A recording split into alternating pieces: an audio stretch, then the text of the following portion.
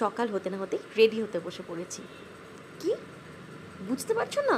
ঘুরতে যাব, first day ছিল ট্রিপের। এই যে আমি আর আমার বর রেডি হয়ে গেছি। এই যে দুজন মিলে বেরিয়ে পড়েছি। শীত ছিল তখন, খুব শীতকাল, কিন্তু স্টাইল তো আমাকে মারতেই হবে, তাই নো উইন্টার ওয়্যার।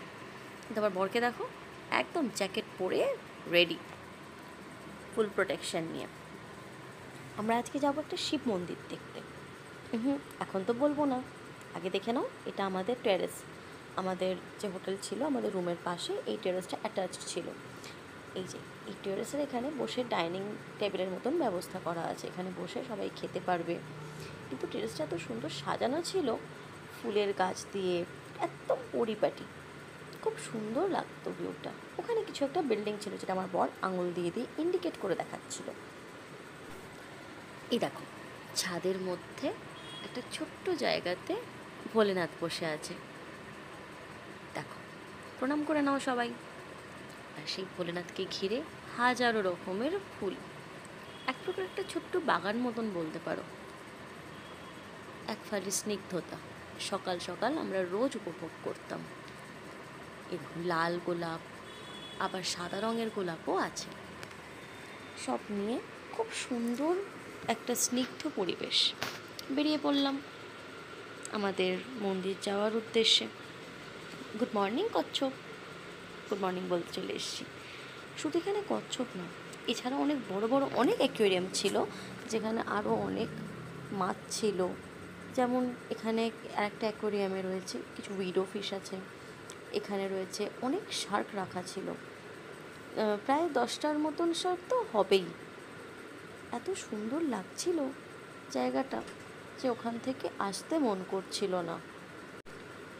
কিন্তু ওখানে সময় কাটালে তো হবে না, আমাদেরকে তো পুরো মধ্যপ্রদেশ ঘুরে দেখতে হবে। না না, পুরো মধ্যপ্রদেশ ঘুরে দেখাটা সম্ভব ছিল না, আমরা বেশি দিনের জন্য যাইনি না। তো যেটুকু যেটুকু পেরেছি আমরা সেটুকুই ঘুরেছি, আর সেগুলো তোমাদের সাথেও শেয়ার করব।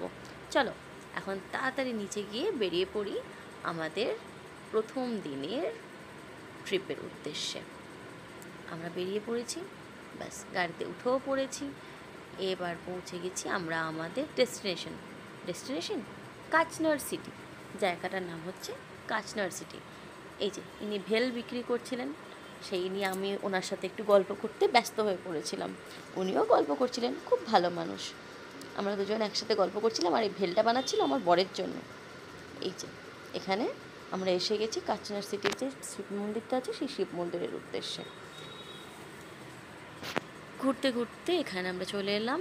এখানে আমার হাজব্যান্ড ভেল খাচ্ছে, যার জন্য এত কষ্ট করে ওই কাকা বানালো, সেই ভেল তো ওকে খেতেই হবে। খেতে খেতে আমি ভালো করে ওর সাথেও গল্প করছিলাম, কী গো কেমন করেছে ভেলটা?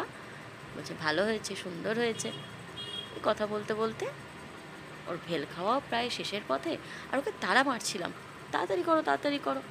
আজকে আমরা কিভাবে এখানে এলাম, আসার পথে কী করলাম এবং এসে কী করলাম সেগুলো শেয়ার করলাম। এই যে মন্দিরের প্রবেশপথ, পরের দিন মন্দিরের ভেতরের ভিডিও শেয়ার করবো। ততক্ষণ চ্যানেলটা সাবস্ক্রাইব করে শেয়ার করে দিন। টাটা।